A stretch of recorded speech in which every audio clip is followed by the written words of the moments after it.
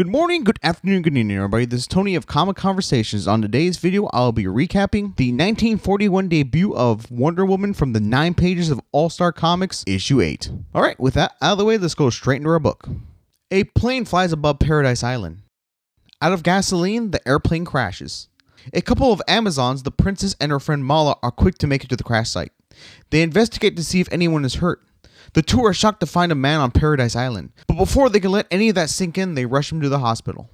The princess carries the man like a small child through Paradise Island, an ancient Greece-like city. The inhabitants are shocked to see a man. The man is rushed to Paradise Island's doctor. The man has suffered a concussion. They won't know anything about his physical condition for a couple of days. Eventually, word makes its way to the queen. The queen can't believe her eyes. A man on Paradise Island? She's informed on how a man found himself there from the doctor and the princess. On his person, they find his papers.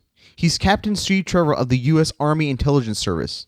The queen orders that he be treated and his plane repaired, but for his eyes to remain shut. So should he awake, he sees nothing of Paradise Island. The princess, the queen's only daughter, is constantly at his bedside, waiting 14 hours to make sure the man is well. The doctor informs the queen of her daughter's obsession with the man. The doctor believes she should not be able to see him anymore. She's acting all around him, she says. It doesn't take much for the queen to figure out that her daughter is in love with the man. The princess is forbidden to nurse the man to health. The princess pleads with her mother. She must see him. She must know more about him. How did he get there?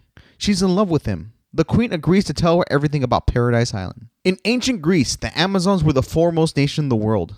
Then one day, Hercules, the world's strongest man, taunted that he could tame the Amazons. He gathered his strongest men to the island. The queen agreed to the challenge in combat because she knew her magic girdle given to her by Aphrodite, goddess of love, could not lose. She was successful, but through manipulation, Hercules secured her magic girdle. The women were taken into slavery. Angry for falling for the deception, Aphrodite refused to help them. The queen pleaded with Aphrodite, and after some time she agreed to return her the magic girdle. With the girdle, they were able to again take Hercules' forces. They took Hercules' fleet of boats and made their way to a new shore. As condition for helping her after giving away the girdle, Aphrodite decreed that they must leave the world of man and establish a new world of their own. Another condition was they must always wear the bracelets fashioned by Hercules' forces, as a reminder to stay away from men. After setting sail, they made their way to Paradise Island, an island rich with natural resources. There was no want, no illness, no hatred, no wars, and as long as they stayed on Paradise Island with the magic girl, they would be granted eternal life so long as they do not permit themselves to be entangled with the affairs of men. They were indeed a race of Wonder Women. The queen tells her daughter this is why the man must go as quickly as possible. She shows her daughter the magic sphere that she's heard so much about. It's a gift from Athena, goddess of wisdom. The sphere allows her to see the future and the outside world. It's because of the sphere that the Amazons are able to surpass modern technology. Thanks to the sphere, they are able to learn more about this Captain Steve Trevor. He reports to his commanding officer that he knows who the leaders of the spy ring are. He asks for permission to close in on them personally. His superiors pleaded with him not to go. He's the most valuable man, but Trevor refuses to let anyone burden this responsibility. Steve finds himself at the hidden airfield, not too far from the Army airbase. He stakes out the villainous Von Storm's planes. Their plan is to bomb the Army's airfields and training camps and to get away with it by not having identifying markers on the plane, making it impossible to prove it's an act of war. Steve gets the drop on the man and holds him up with his gun, but the driver swerves the car suddenly and sends Trevor flying. Von Storm has plans for the unconscious intelligence officer. The spies put Trevor in the self-flying plane.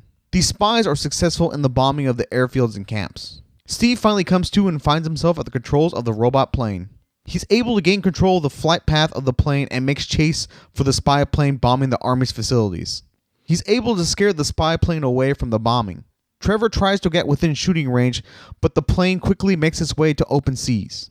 After hours of trying to chase down the other plane, Steve's plane runs out of gas and the plane crashes into the shores of Paradise Island. The princess tells her mother that the man must be taken back to America to finish the job. The queen thinks to herself that getting him back would prove to be a problem. The queen asks to be left alone. She must consult with Aphrodite and Athena on how to get the man back to America. The princess thinks to herself how she could convince the queen to let her go, but she realizes her mother would never let her go. The queen is granted an audience with the gods. They tell her that he must be returned, but not alone. The world is in peril, and the same forces that threaten the world of man may someday threaten their world. So it is agreed that the woman would send her strongest and wisest Amazon, the finest of her Wonder Women. The queen holds a tournament to find the best Amazon. The princess pleads to her mother that she be included in the tournament, but her mother, the queen, does not allow it. She couldn't bear to have her leave forever. Amazons from across all parts of Paradise Island come. Included is one wearing a mask.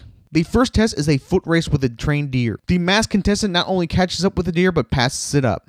After several more tests of strength and agility, only 2 women remain, Mala and the masked contestant. It's then they make their way to the final test, bullets and bracelets. The contestants are to reflect bullets from a gun with their bracelets.